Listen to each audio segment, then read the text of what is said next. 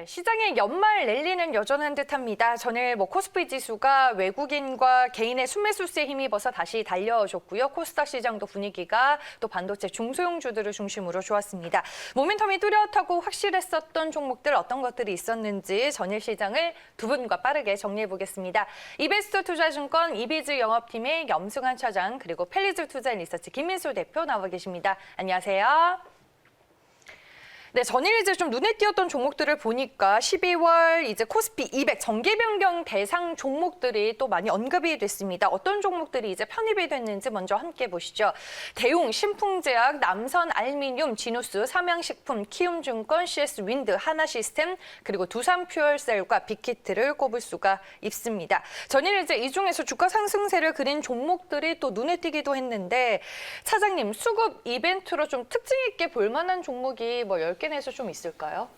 일단 이제 네. 뭐 코스피 200 내에서는 제일 좀 이제 그 이슈가 됐던 게 그거죠. 그 빅히트 되냐 마냐 네. 했는데 결국엔 이제 특례 편입이 좀 됐다라고 생각하시면 되겠고, 그 다음에 코스닥 150 쪽에서는 그 카카오 게임즈가 좀 특례 편입이 됐습니다. 그래서 그런 기업들에 대해서는 뭐 당연히 뭐 주가 흐름은 수급적으로 좀 긍정적일 수 있다, 이렇게 좀 말씀을 좀 드리고 싶고, 그리고 제가 이제 뭐 이렇게 자료들을 좀 찾아보니까 어차피 이제 12월 10일 날 종가 기준으로 편입이 됩니다. 네. 실제 편입은 사실 12월 11일부터 적용이 되지만 이제 코스피 200 지수를 추종하는 그 뭐 펀드나 인덱스 펀드 쪽에서 12월 10일 종가에 바로 이제 리밸런싱을 하기 때문에 그날 종가의 그 동시효과에 마감 동시효과에 변동성이 굉장히 크게 나올 수가 있어요. 그래서 네. 그 점은 조금 주의를 하시면 좋겠고, 대체적으로 그렇게 편입이 됐던 기업들이 그 12월 10일 이후로는 빠지는 경우들이 되게 많이 있습니다. 항상 뭐 코스피 200이나 150 정기 변경이 끝나면 이제 역으로 되돌리는 거죠. 그래서 주가가 좀 하락할 위험도 좀 대비를 하시면 좋을 것 같고, 다만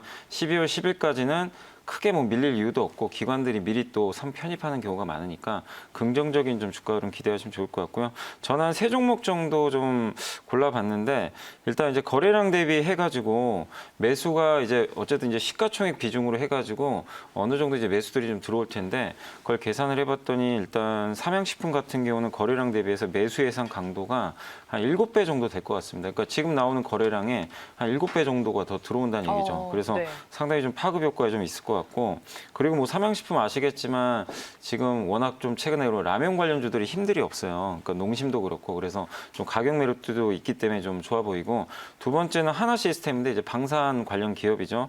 한 매수 예상 강도가 한 4배 정도 되고, 이 기업도 뭐 사실 뭐 최근에 모멘텀이 없다 보니까 조금 부진했는데 어쨌든 주가 좀 그 수급 모멘텀으로 올라갈 것 같고요. 마지막으로 지누스, 이제 매트리스 만드는 기업이죠. 네. 그래서 사실 그 인도네시아에서 이제 그 매트리스 관련해가지고 뭐 이제 뭐 반덤핑이다 뭐 이런 얘기들이 나왔는데, 결국 미국에서 뭐 판결이 나왔는데 지누스가 이제 그 만드는 그런 쪽에 대해서는 관세가 거의 없습니다. 한 2%인가요? 그래서 굉장히 미미한 관세 판정을 받아서 이제 불확실성이 완전히 좀 제거가 됐고, 그리고 수급적으로 매수 예상 강도가 한 3배 정도 되기 때문에 상당히 이 종목도 좀 긍정적인 수급 흐름이 좀 나올 것 같습니다. 다만 이제 지누스는 좀 주가가 미리 좀 오른 감은 있기 때문에 네. 약간 좀 그 추격 매수보다는 좀 조정 시 한번 관심 가져보는 전략 필요할 것 같습니다. 네, 알겠습니다. 수급 이벤트 속에 좀 관심을 가져볼 만한 종목 그 안에서 3개를 골라주셨고요.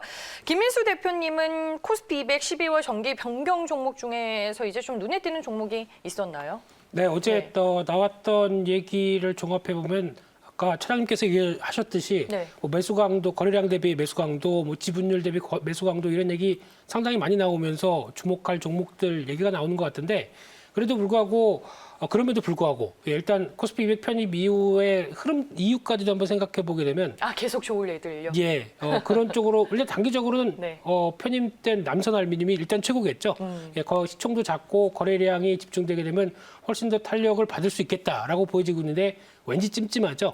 네. 남선알미늄 하면 뭐 지금 예, 무튼 정치 테마주 쪽으로 좀 엮이다 보니까 테마의 색채가 너무 강하다 보니까. 네, 그래서 원래는 이제 원자재 가격이 오르면서 비철 금속 관련된 종목들 주가에 제품 가격을 올리는 흐름들이 나온다라고 되면 긍정적인 모습을 기대를 할 수 있는데, 그쪽이 아니라 이쪽으로 턴하고 있기 때문에 일단 개연성은 있는데 좀 잘 모르겠다라고 관점이다 보니까 트레이딩은 되지 않을까라는 생각이 들고 있는데, 그 부분은 이제 투자자분들이 판단하셔야 될 것 같고요. 모르고 애매한 거는 그냥 안 건드리는 게 좋을 것 같아요, 대표님. 그래서 넘어갈 겁니다. 네. 네. 그런 과정 쪽에서 그래도 본다라고 하게 되면 뭐 키움 증권이겠죠.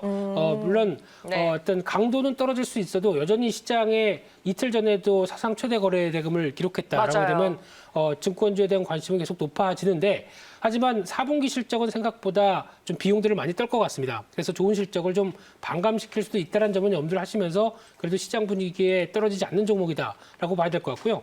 또 하나 CS 윈드도 이번에 들어갑니다. 네. 근데 물론 주가가 많이 올랐고 뭐 밸류 부담도 있다고는 하지만 글로벌 피어가 즉 동급 관련된 종목들 대비해서는 그렇게 비싸지 않다라고 봐야 될 것 같고요. 게다가 이번에 유상 증자를 했는데 보통 저희가 유상 증자를 하면 주가가 밀려야 됩니다. 근데 하나도 안 밀렸습니다. 그렇다는 얘기는 기대감이 좀 높다란 쪽으로 특히 유상 증자 자금을 통해서 앞으로 이제 설비 투자가 이쪽으로 잘 나갈 것 같으니까 또 매출이 확대가 될 것 같으니까 먼저 계산을 하고 투자를 진행하는 관점으로 본다라고 되면 성장성에도 무게를 둘 수 있다는 얘기로 보여지고 있기 때문에 흔들리면 계속 관심 있게 봐야 될 종목이 아닌가 생각됩니다. 뭐 키움증권도 어제 신고가였고 CS 윈드도 많이 올랐는데 네. 그럼에도 불구하고 일단은 뭐 상승 추세는 조금 변함이 없을 것 같다라는 네. 의견이신 거네요. 알겠습니다. 이렇게 해서 먼저 두 분과 코스피 200 12월 정기 변경 종목들 좀 살펴봤습니다. 그리고 이제 전일 SK이노베이션이 2차 전지 대형주 3인방 중에서는 좀 가장 못 갔던 종목이 아닐까 싶은데 흐름이 또 강하더라고요. 어떻게 봐야 될까요? 어제 루머가 좀 돌았어요. 그러니까 저번에도 한번 나왔었던 건데 LG화학하고 합의한다. 이런 루머가 장중에 돌았습니다. 저는 못 들었는데 네, 그런 그래서 루머가 있군요. 네. 어제 장중에 좀 폭등세가 좀 나왔고, 네. 그러니까 합의하면 사실 이노베이션한테 좋은 거거든요. 사실상 그렇죠. 이제 이 리스크가 해소되니까 지금 미국의 조지아 공장을 이제 건설하고 있는데 이게 만약에 합의가 안 되고 12월 10일 날 최종 판결에서 LG화학 손으로 이제 그 승리하는 쪽으로 결정이 나면 이제 미국 사업을 완전히 접어야 됩니다. 그렇기 때문에 이노베이션 입장에서는 이제 모든 또 2차 전지 사업이 차질을 빚을 수밖에 없기 때문에 어떻게든 합의를 해야 되거든요. 왜냐 LG화학과 소송에서 이미 예비 판결에서 졌기 때문에 12월 10일 나올 최종 판결을 이길 가능성 거의 높지가 않거든요. 그래서 뭐 1조 원을 지급한다, 뭐 한때는 3조 원 지급해야 된다 말들이 되게 많았는데 어제도 뭐 결국 뭐 기사가 나왔지만 양측 다 지금 확인할 수 없다 이렇게 좀 언론적인 좀 얘기만 했는데 물밑 작업은 계속 펼쳐지는 것 같아요. 제가 봐도 이런 뉴스들이 자꾸 나오는 거 보면은 결국 언젠가는 좀 합의되지 않을까 이렇게 보여지는데 일단 그렇게 뭐 결정이 날 때까지는 우리가 뭐 알 수 있는 방법은 없기 때문에 네. 일단 아직까지는 좀 불확실성이 노출은 돼 있다 이렇게 좀 생각해 주시면 좋겠고 뭐 저도 개인적으로는 국내 배터리 회사들이 뭐 서로 협업해서 잘 나가는 게 좋다라고 생각하기 때문에 합의가 좀 됐으면 좋겠는데 금액의 문제인 것 같아요. 금액을 이제 어느 정도 해주느냐 거기에 좀 달린 것 같습니다. 그리고 이노베이션도 최근에 좀 약진을 하고 있는 게 일단 뭐 삼성과 LG가 그 배터리 사고가 한 번씩 있었잖아요. 지금 화재 사고들이. 그럼에도 불구하고 이노베이션이 그 배터리가 장착된 차량은 아직까지 화재 사고가 단 한 건도 없다라고 할 정도로 아직은 조금 뭔가 좀 그 안정성 면에서는 좀 굉장히 좋은 모습들을 보여주고 있고 또 중국의 엔청 배터리 공장이 이제 가동에 들어간다고 합니다. 이게 10기가와트 공장이라고 하는데 연간 20만 대 생산이 가능한데 그 이게 만약에 이제 완공이 되면 30기가와트 연간 생산이 가능한데 네. 이게 이제 삼성 SDI가 33기가와트거든요. 그러니까 거의 이제 삼성과 유사해지고 이거 생각하면 삼성이 너무 좀 뒤처지는 거 아닌가 하는 좀 걱정도 돼요. 왜냐하면 증설을 해야 되거든요. 지금 너무나 공급이 부족한 상태이기 때문에 삼성이 어느 시점에서 대규모 증설할지 그것도 한번 좀 지켜보시면 좋을 것 같고 LG화학이 뭐 압도적 1위입니다. 지금 올해 기준으로 아마 100기가와트 정도 생산할 것 같은데 갭 차이가 크지만 점점 이제 나중에 좁혀질 것 같고요. 2023년도에는 파나소닉 정도까지는 좀 될 것이라고 좀 전망들이 나오고 있습니다. 그래서 SK이노베이션의 이런 공격적인 증설과 이런 뭐 모멘텀들을 봤을 때 충분히 우리가 이제 그동안 너무 정유 업체로 좀 인식을 하고 있었는데 거기서 조금 좀 벗어나는 모습들이 좀 나오는 게 아닌가 이렇게 생각하고 또 정유도 좋아요. 뭐 사실 국제유가 급등하니까 본업도 조금씩 개선되고 있는 것 같습니다. 그래서 이런 것들을 종합해 보면 좀 당분간 주가 상승은 조금 더 이어지지 않을까 이렇게 보여지고 다만 이제 이 회사도 그 예전에 LG화학처럼 이제 물적 분할을 한다고 하더라고요. 배터리 사업부만. 근데 LG화학 보셨잖아요. 주가 흐름 보셔서 아시겠지만 물적 분할이 뭐 이렇게 요즘에 분할 이슈만 나오면 주가가 좀 급나가는 경우가 많습니다. 인적이든 뭐 물적이든. 근데 뭐 결국에는 기업 가치에 뭐 따라서 올라가는 거니까 뭐 내년도에 혹시 뭐 물적 분할 이슈가 좀 그 있을 수 있다는 건 한번 체크를 해보시면 좋을 것 같고, 그 다음에 지금 주가가 한 아직까지 20만 원 밑에 있는데 지금 뭐 합의 여부에 따라서는 좀 달라지겠지만 제 개인적으로는 충분히 한 19만 원까지도 도전해볼 수 있는 그런 자리니까 네. 좀 단기적으로는 좀 긍정적으로 바라보셔도 좋을 것 같습니다. 알겠습니다. 일단은 뭐 여러 가지 재료 속에서 뭐 19만 원 선까지는 좀 무난해 보인다라고 말씀을 해주셨습니다. SK이노베이션 만나봤고요. 다음 특징주는 LG하우시스인데 이 종목을 이제 11월 중순에 저희가 한번 다뤄본 적은 있어요. 대표님 기억하시죠? 기억해야죠. 네, 이제 뭐 그룹사 계열 분리로 이제 LG 상사와 LG 하우시스가 또 이슈가 됐는데 어제 이제 LG 하우시스 내 수익성이 줄곧 악화가 됐었던 자동차 소재 부품 사업부를 뭐 현대 비엔지 스틸로 뭐 매각한다 이런 이슈가 또 있더라고요. 네, 그때도 좋은 의견 드렸고 지금도 네. 좋은 의견 드려야 될 것 같습니다. 네. LG 하우시스는 일단 쉽게 말씀드리면 하우시스다 보니까 건자재 쪽이죠. 회사 네. 이름에서 다 나옵니다. 근데 그동안 하고 있던 사업 중에서 산업용 필름이나 자동차 관련된 부품 쪽을 갖고 있던 부분들이 매출은 한 9천억 정도 나옵니다. 근데 적자죠. 계속 이러다 보니까 이쪽을 계속 안고 가야 되냐라고 고민하고 있던 시점에 이때 마침 계열 분리가 되죠. 그래서 LG 하우시스나 이제 또 LG가 새로운 지주회사가 탄생을 하면서 그쪽으로 넘기는데 그러면 좀 구조조정이 필요하겠다. 네. 일단 안 되는 거 좀 다른 데로 넘기자라는 관점이다 보니까 그에 따라서 매각을 얘기를 하고 있는데 마침 또 현대 비엔지 스틸이 제가 살게요. 그러면서 이제 들어오는 상황들이죠. 그러다 보니까 LG 하우시스 입장 쪽에서 보게 되면은 일단 덩치는 있어도 수익이 잘 안 난다. 그러면은 판다는 얘기는 아무래도 현금이 들어온다는 얘기겠죠. 그러다 보니까 일단 본업에 집중하고 들어온 현금을 또 어떻게 이용하느냐. 이 부분이 상당히 또 긍정적으로 나올 수 있는 부분들인데 일단 또 주목하셔야 될 부분들은 LG 하우시스 같은 이런 업체들 같은 경우는 내년에 건자재 업황과 건설 업황을 생각했을 때 괜찮습니다. 아니, 건설주 굉장히 좋게 보시잖아요. 또. 네, 지금 안간 섹터 중에서는 그래도 봐야 될 대표적인 섹터라고 생각되고 있는데 특히 주가를 보게 되면은 LG 하우시스가 최근에 좀 올랐다고 생각하셔서 좀 비싼데라고 생각하실지 몰라도 좀 길게 보시게 되면은 오히려 아직 바닥권이죠. 그래서 일봉은 지금 움직인다고 하더라도 월봉상으로 보게 되면 이제 여기입니다. 그러다 보니까 이런 아직 벼다에 대한 기대감을 조금 더 안는다고 봐야 될 것 같은데 하지만 좀 이 매각 대금을 어떻게 활용하느냐 이 부분도 상당히 중요하겠죠. 그래서 아마 매각 대금을 활용해서 혹시나 이제 지주사로 들어가서 지주사의 지분을 정리하는 데 쓴다라고 이렇게 할 때면 조금 좀 떨어질 것 같고요.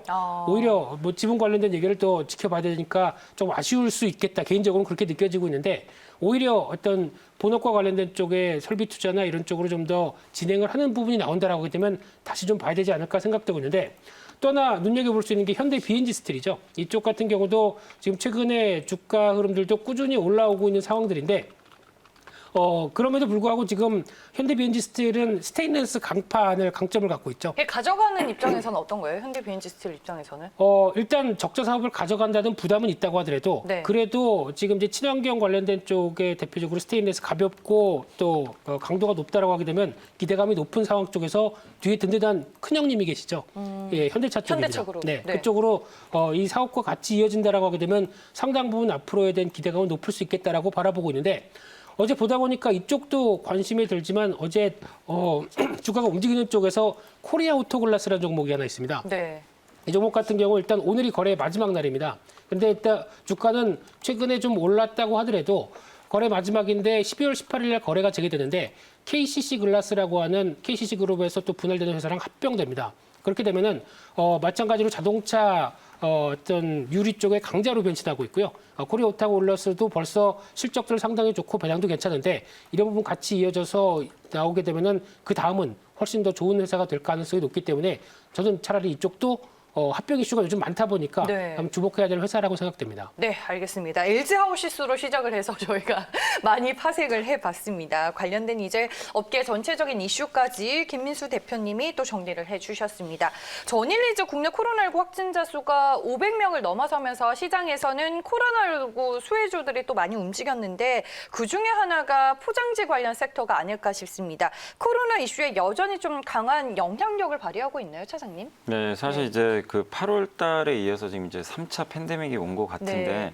이제 그때마다 뭐 약간 주도 섹터는 좀 달랐던 것 같아요. 지난 8월 달에는 이제 알서포트 같은 재택근무 관련주들하고 또 진단키트 관련주들이 되게 셌는데 당시에는 또 희한하게 그 보통 택배 이제 수요나 이런 이제 포장 수요가 늘면서 제지주가 또 강하지 않았을까 싶기도 한데 8월에는 또 제지주들은 전혀 힘을 못 썼습니다. 그래서 굉장히 약했는데 이번 3차 팬데믹은 또 바뀌어 버렸어요. 지금 뭐 진단키트나 뭐 알소프트 같은 기업들 좀 올라가긴 하지만 확실히 추세가 좀 꺾여버린 상태고 지금은 이제 그때 못 올랐던 이제 이 포장재 업체들이 갑자기 급부상하고 있는 것 같아요. 그래서 이 테마 내에서도 결국 그때 못 올랐던 섹터가 이렇게 좀 돌아가는 그런 움직임들이 좀 나오고 있다 이렇게 보시면 되겠고 사회적 거리두기 단계가 계속 강화될 가능성이 좀 높아 보입니다. 왜냐하면 지금 그때 8월 달에는 뭐 많게 한 300명 정도 나왔던 것 같은데 지금 어제 500명이 넘어버렸잖아요. 네. 그리고 다음 달에 600명 이상 나온다는 얘기도 좀 나오고 있는데 정부에서도 좀 굉장히 좀 비상대책을 좀 강구할 정도로 상황이 좀 심각해지고 있습니다. 3단계 얘기도 좀 슬슬 나오는 것 맞습니다. 같더라고요. 그러면은 뭐 거의 뭐 이제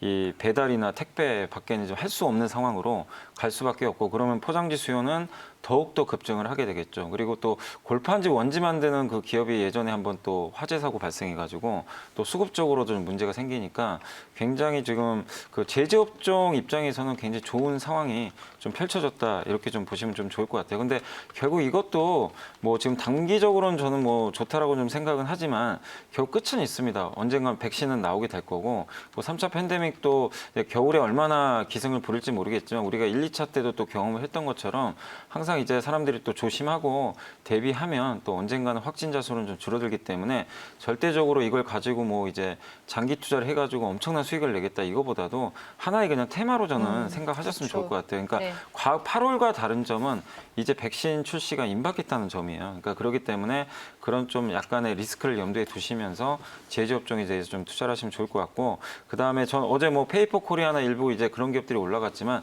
제조업종 중에서 제가 좀 관심 있게 보는 건 이제 세아라든가 깨끗한 나라 같은 그 백판지 기업들이 있습니다. 우리 이제 종이 깍이라고 하잖아요. 종이 포장 하는 이제 뭐 과자 포장지라든가 아니면 제약 포장지라든가 이런 것들이 최근에 워낙 또 수요가 많이 늘고 있는데 이쪽이 지난 몇 년간 구조적으로 돈을 못 벌었어요. 근데 이제 올해 한 3분기부터 이제 실적이 터닝하는 것들이 좀 보여졌는데 구조적으로 수요도 좀 증가하고 있기 때문에 그리고 신대양재지라는 그 한 4위 정도 되는 업체가 일단 뭐 거의 사업을 접어버렸거든요. 그럼 공급자 하나가 또 축소가 됐기 때문에 굉장히 긍정적일 수밖에 없을 것 같아요. 그래서 제지 쪽에서 한번 좀 내년까지 장기 투자를 하신다면 뭐 새하나 깨끗한 나라 같은 백판지 업체 한번 관심 있게 보시면 좋을 것 같습니다. 네, 알겠습니다. 저희가 포장지 관련주들도 전일 시장의 특징주로 만나봤습니다. 이제 종목을 통해서 두 분과 전일 시장을 좀 깔끔하게 정리를 해봤고요. 이제 오늘장을 기다리면서 관심주 만나보겠습니다. 대표님 어떤 종목일까요? 네, 여전히 시장에선 반도체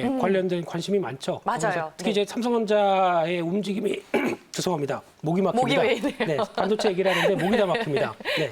근데 반도체 관련주 쪽에서 이제 찾아봐야 될 부분들은 올해도 삼성전자 투자를 많이 했고 내년도 투자를 할 걸로 보여지고 있는데 지금 기준으로는 메모리 반도체 쪽에 관련된 쪽도 이제 중점을 두는데 여전히 성과는 지금 비메모리 쪽이겠죠. 그쪽에 대해서 성과가 나오는 대표적인 쪽을 봤을 때 테스나라는 회사를 눈여겨보고 있는데요. 네. 이쪽 같은 경우 반도체 테스트 전문 업체인데 시스템 반도체 쪽의 대부분의 테스트 쪽을 다 들어가고 있는 카바를 하고 있는 회사라고 보시면 될 것 같은데요.